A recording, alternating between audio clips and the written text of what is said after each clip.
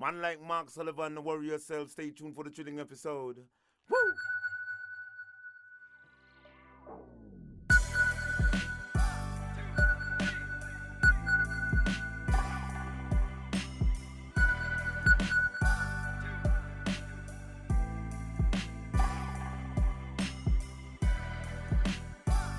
A positive mental attitude can clear away all obstacles which stand between you and your major purpose in life.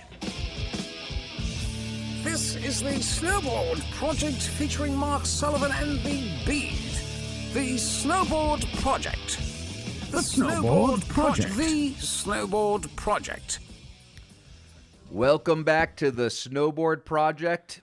I'm Mark Sullivan. And I am the Beeve, and we are coming at you with episode number 9, our second part in our 3-part series with Ricky Bauer. Yeah. What is today's episode about? This one's going to be pretty interesting. There's going to be a lot of people who ought to tune in. Not everyone will tune in, but they certainly should, because this one's on parenting a snowboarder, and how to be a good parent. And as you know, like being a coach, part of the thing is like dealing with the parents. Absolutely. I think in talking to many coaches, like half of their headaches, would you say? Frustrations are probably not so much coaching the kids to do things, but it's coaching the parents to just be like, yo, I am teaching your kid and you are clearly the parent, but we need to have the separation. Right. It's like the coach or the parents are trying to coach the coaches so the coaches can coach the kids. Right. Something like that. But I also think that in coaching, you get this almost,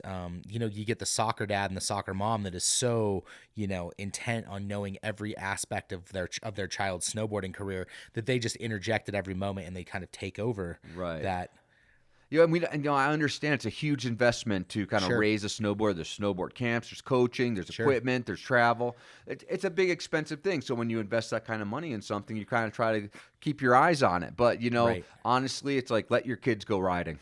Right. You know? And we've seen a lot of parents actually like take the joy out of snowboarding for their kids when they when they become too competitive or they become, too, I guess, hard on their kid and maybe not making a result after they've invested all this money. Yeah. I mean, we've seen it destroy a number of careers, even at the level of like, USASA or USSA. Yeah, like Grand Prix series. I know that some kids have been turned off by snowboarding just based on the over-parenting. Well, let's go ahead and hear what Ricky has to say. This is number 2 in our 3-part series. So let's roll into it. Ricky Bauer, all about parenting. Episode number 9, The Snowboard Project.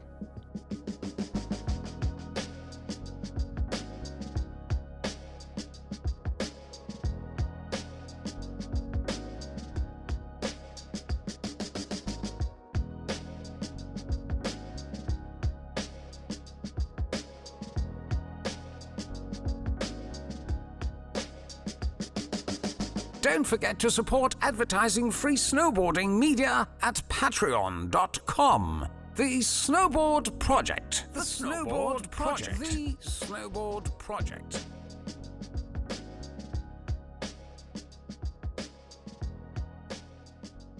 All right, I want to welcome back Ricky Bauer, head coach of the U.S. snowboard team. And today, I want to talk to you about something that probably doesn't get talked about enough. I want to talk to you about being a snowboard parent.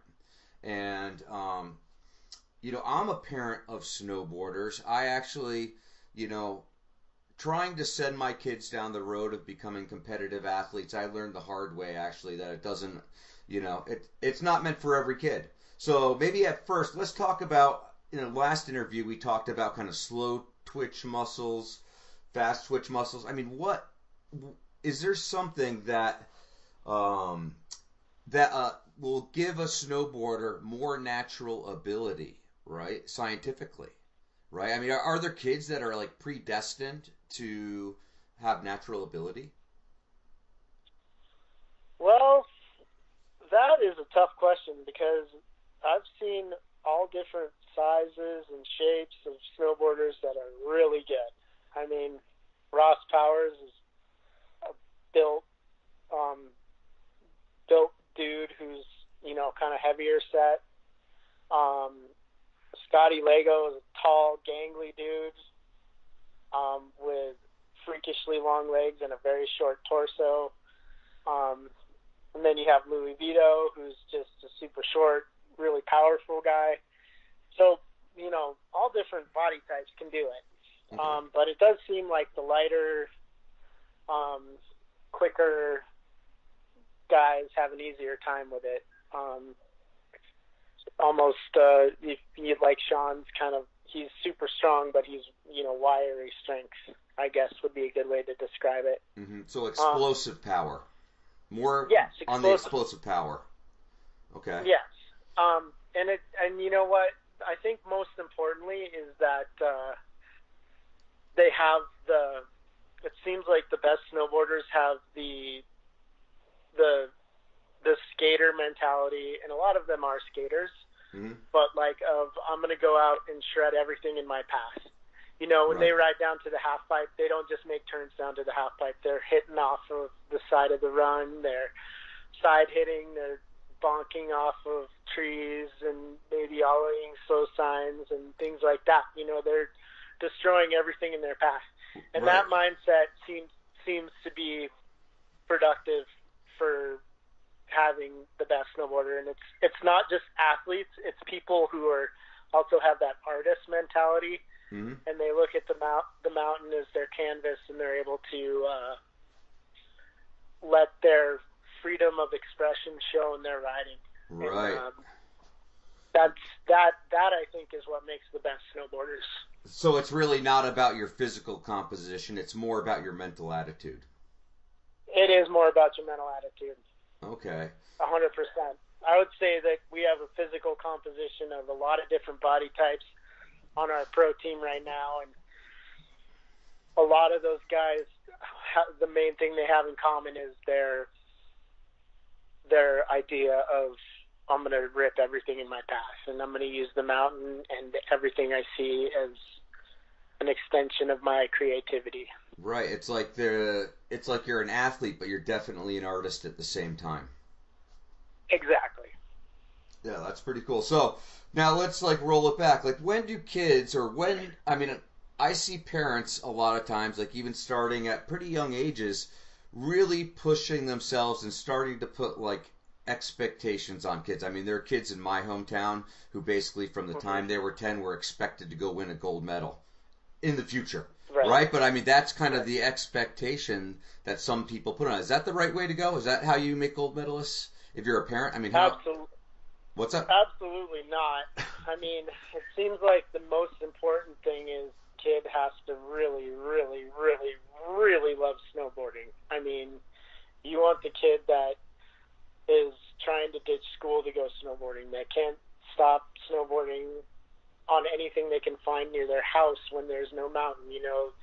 The Red Gerards that build a park in their backyard just because they have to shred all the time. That is, obsession. That is the thing.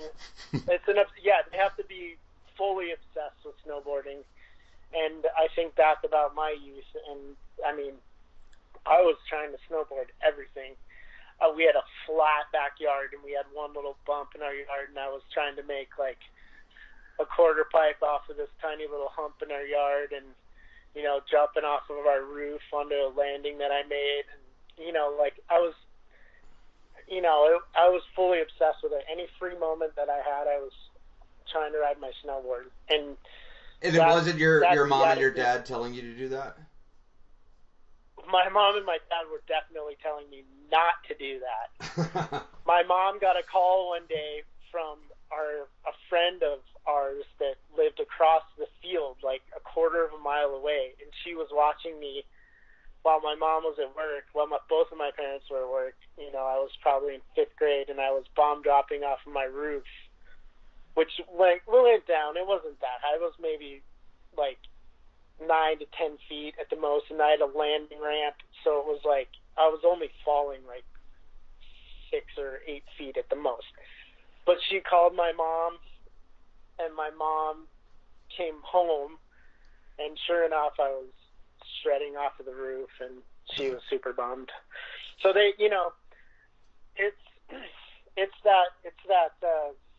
it's the attitude of, an obsession of the sport and having to do it all the time, I think is what. Right. has to be there first. And a parent can't instill that in their kid no matter how much they try. It's funny because, like, I probably owe my involvement to snowboarding to this day to my parents basically disowning me at a certain point. My parents actually disowned me for snowboarding at a certain point, and I was just like, a punk kid, and I was like, no, I'm going to be a snowboarder. That's who I am. And that's really where it catalyzed, like, that's who I am. Actually, yeah, I agree. I am a snowboarder. And then, a month later, my mom calls me back and is like, thank God you're alive and all this stuff, and it's been good since, right? But literally, I had to, like, cross that bridge where, like, my parents didn't want me to do it. They weren't pushing me towards it. They were trying to pull me away from it, Right. Yeah, no, and definitely, I'm sure, was that in the 80s? That was... Guessing, or early... The early 90s. Early 90s. It wasn't a career path, right? Definitely not at that point in time. No, definitely wasn't a career path. I mean, we're talking about the same time frame. I was bomb dropping off my roof in 89. Yeah. So, I mean, that was the same time. My parents are like, what the hell are you doing? Like, we got you those cross-country skis. What's wrong with you? Like, I was just like, no, that ain't for me. This is what I have to do. This is what I'm going to do because this is just too. And it's like you discover who you are as a person almost through the sport. Yeah. No, seriously. I mean, everybody that I've been friends with or has been a major part of my life is because of snowboarding since then, and it's been my whole life. And to this day, it's my favorite thing to do. And I've had some unfortunate injuries, mainly to my hips, which, I can't jump my snowboard anymore. But, I mean, to this day, like, if I have a free afternoon or morning, I'm grabbing my splitboard and I'm going to freaking shred some pows somewhere. I'm going to go ride something. Well, there's still hope.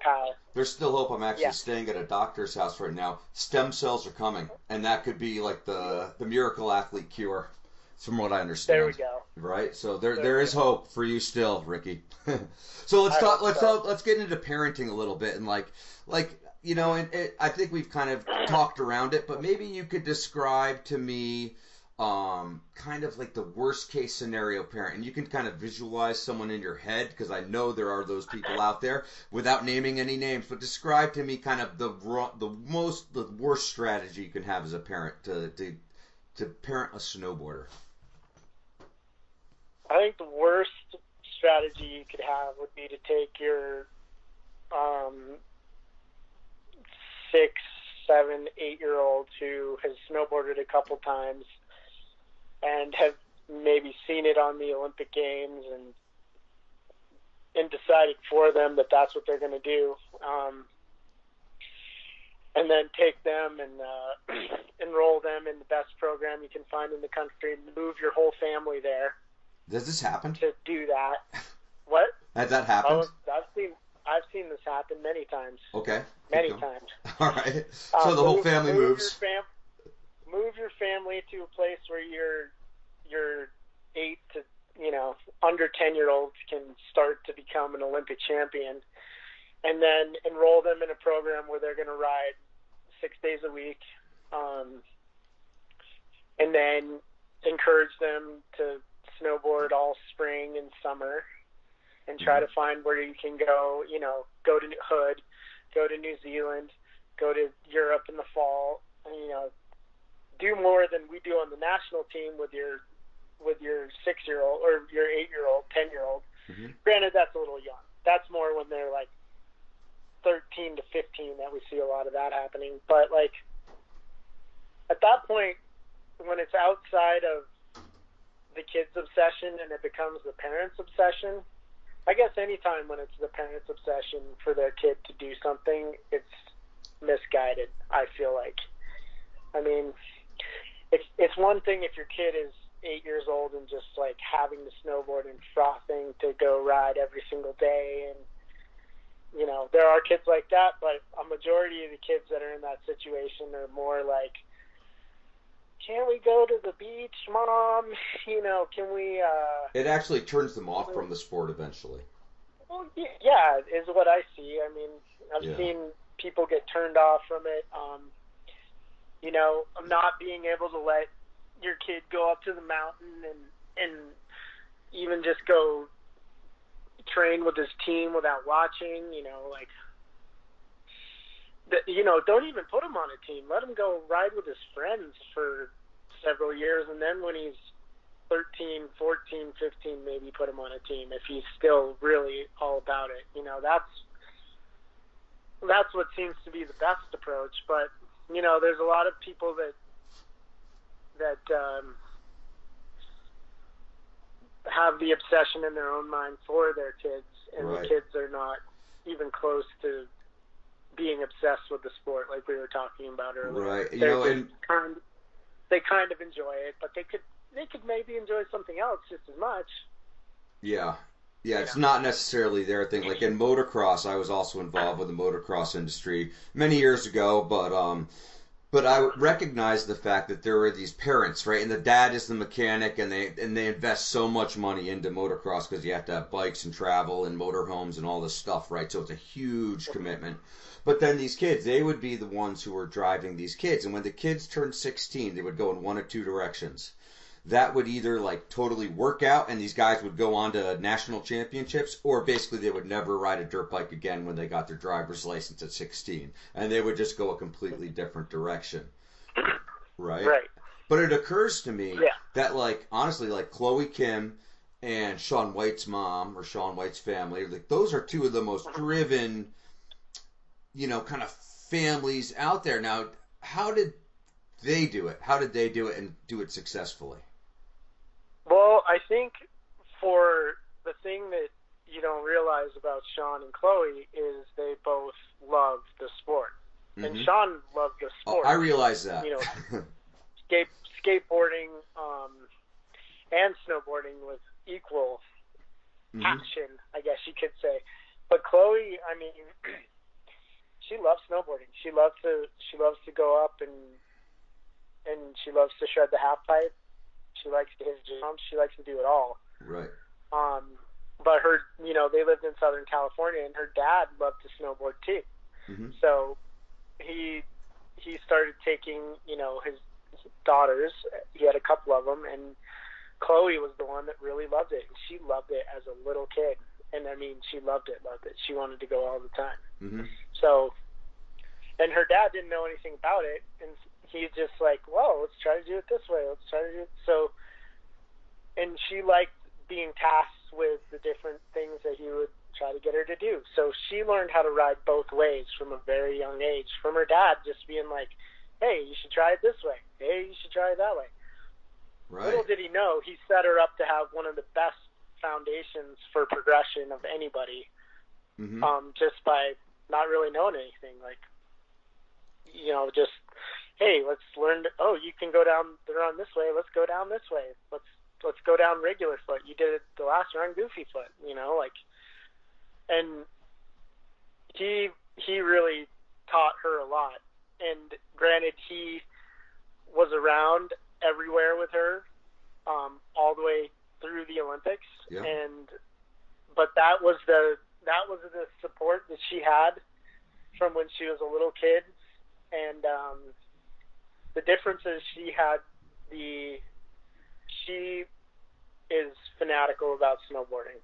Mm-hmm. She loves it. And even with all of the hype and the pressure and all the stuff that she's gone through, she still just loves to go up and snowboard. And she loves to go up and snowboard in the half pipe, which is not a common thing.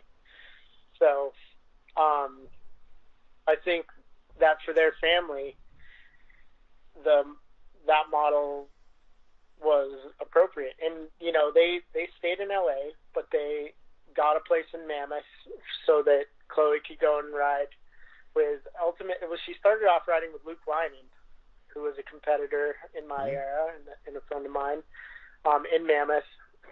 She rode with him for a couple seasons, and then she rode with the Mammoth team for a season or two, and then she was on the national team. But her coach before, she was with Luke was primarily her dad. Mm-hmm.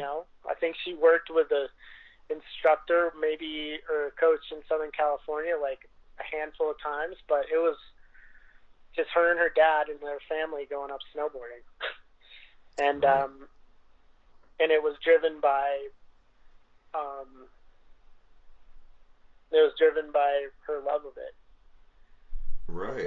And you know, and I think Shaun, you know, is a pretty similar story in that he always loved to skate and snowboard and slide sideways. Right? But also the parents were there to support that passion, to support the obsession maybe. And not, it wasn't the parents' passion, it was the kids' passion the parents supported. Something like that? The parents realized that they had someone who was very fanatical about something as a young kid. Mm-hmm. And I mean, I don't know,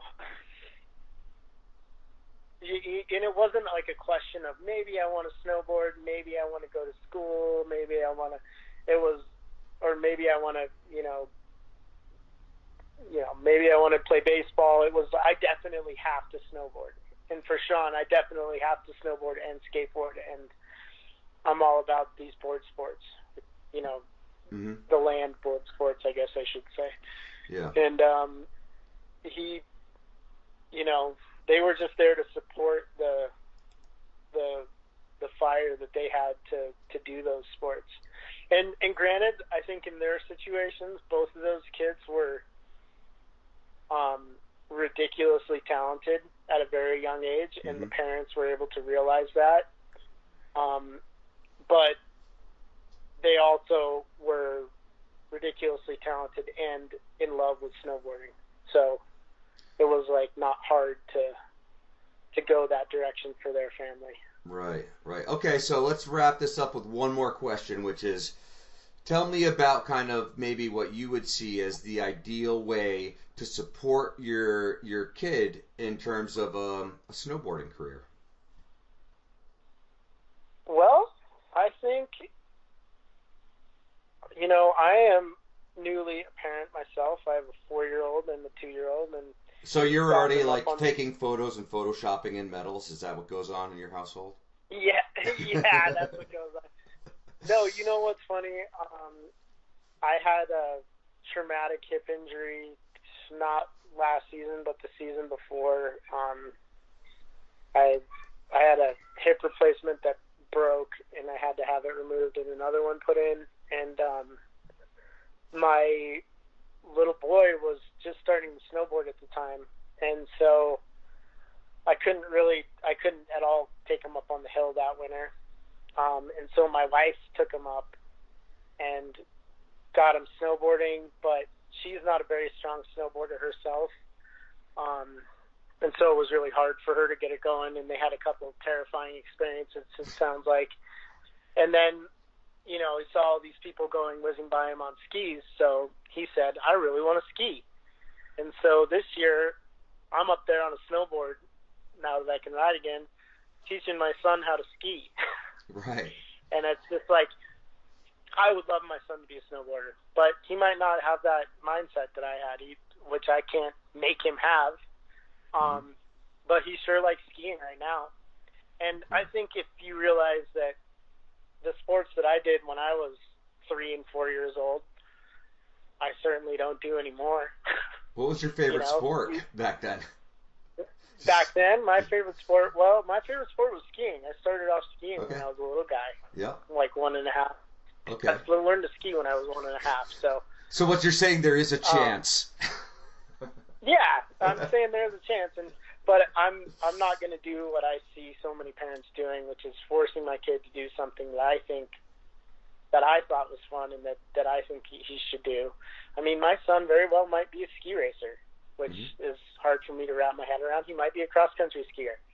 I don't know, but I want him to do what he wants to do, and I'm not going to force him to snowboard. That's for damn sure. But I think the best thing that parents can do is really be aware of what your kid is actually into, and not have these ideas in your head, and don't commit fully to anything. I mean, it's good for kids to do all different sports. I mean, especially before they're 10, they should be doing lots of different things. I mean,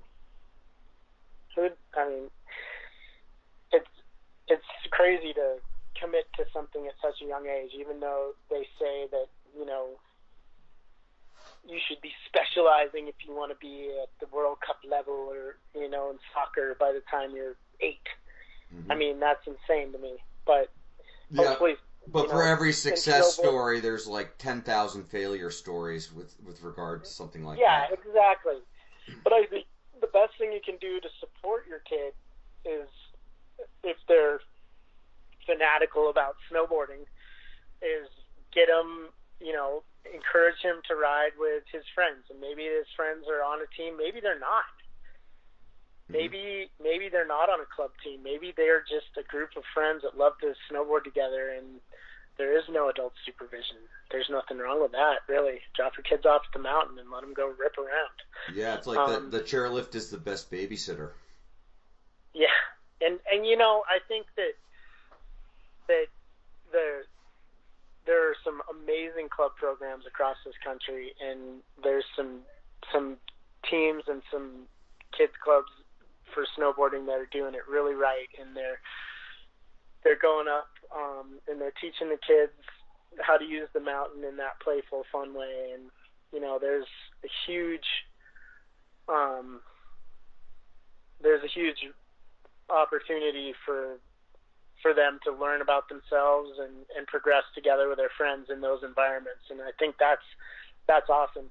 But I also think that a lot of that involves parents not being involved in too much in what the club's doing for their day-to-day planning, letting the coaches take the kids up and, hey, you know what, there might be a half pipe contest coming up, but they might not be in the half pipe that day. They might be doing something else up on the mountain, and that's okay. Yeah. Especially when you're young, getting too focused on one discipline of snowboarding is a mistake. Right. If you find yourself at the bottom of the half pipe as a parent every single day your kid is riding half pipe, you might be doing something wrong. You might be.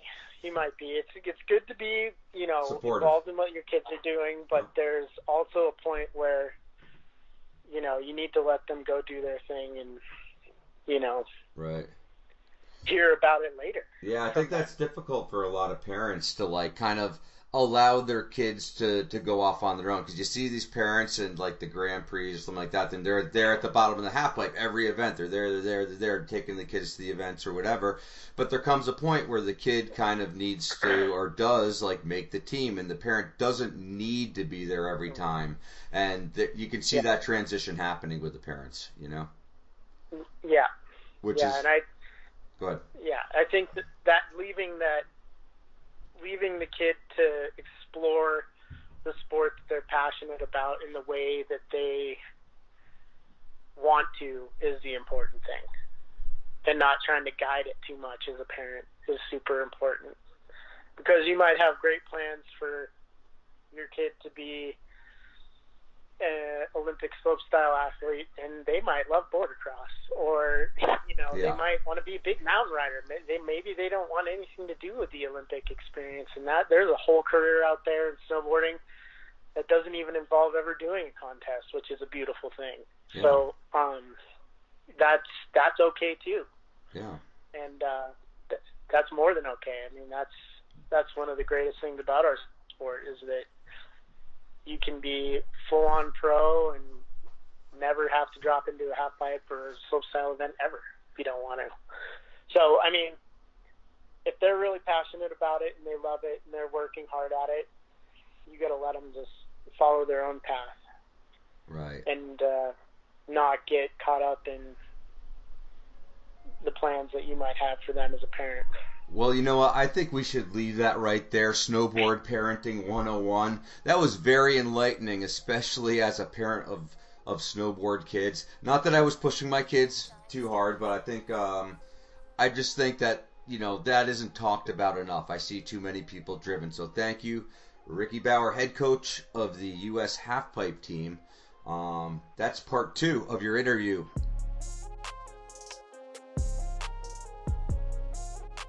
On behalf of Mark Sullivan and the Beath, thanks for listening to the Snowboard Project. Remember, ride fast, take chances, dream big, and take action. And for God's sake, don't be a pussy. Don't forget to support advertising-free snowboarding media at patreon.com. The Snowboard Project. The Snowboard Project. The Snowboard Project.